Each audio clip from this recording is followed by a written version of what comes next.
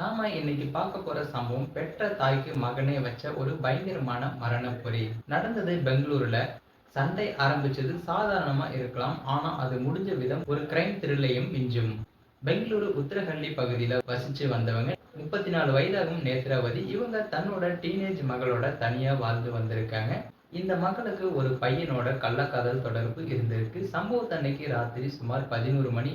நேத்ராவதி திடீர்னு கண் விழிச்சு பார்க்கறாங்க. வீட்டுக்குள்ள தன்னோட மகளையும் அவளோட காதலனையும் ஒண்ணா பார்த்த நேத்ராவதிக்கு கோபம் தலைக்கு ஏறுது. 2 பேரையும் கடுமையாக திட்டியும் இருக்காங்க. சத்தம் சண்டைன்னு ஆரம்பிச்ச இந்த விவாதம் கொஞ்ச நேரத்துல வன்முறையாவும் மாறுது. மகளும் அவளோட காதலனும் ஆத்திரத்தின் உச்சத்துல இருக்காங்க. தன்னோட காதலுக்கு தடையா நின்ன அந்த தாய் அவங்களுக்கு ஒரு பெரிய பிரச்சனைன்னு தெரிஞ்சுக்கிறாங்க.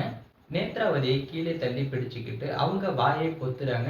இந்த அநியாயத்தை காதலன் மட்டும் பண்ணல. அவனோட 3 நண்பர்களையும் அங்கே வரவழைச்சு மொத்தமா 5 பேர் சேர்ந்து ஒரு துண்டால அந்த தாயோட கழுத்தை இறுக்கி கொலை செஞ்சும் இருக்காங்க.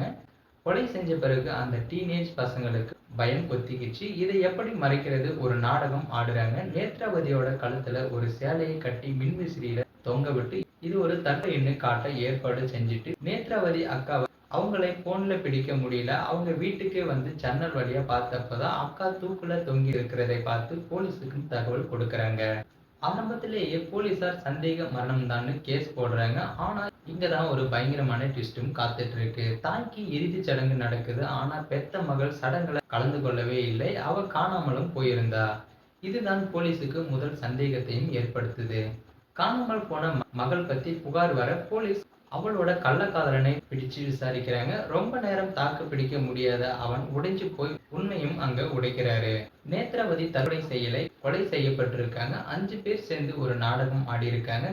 தன் கள்ளக்காதல் உறவுக்கு தடையாக இருந்ததால அந்த பெற்ற தாயையே தன்னோட காதலனோடு சேர்ந்து தீர்த்து கட்டியிருக்கா அந்த மகள்.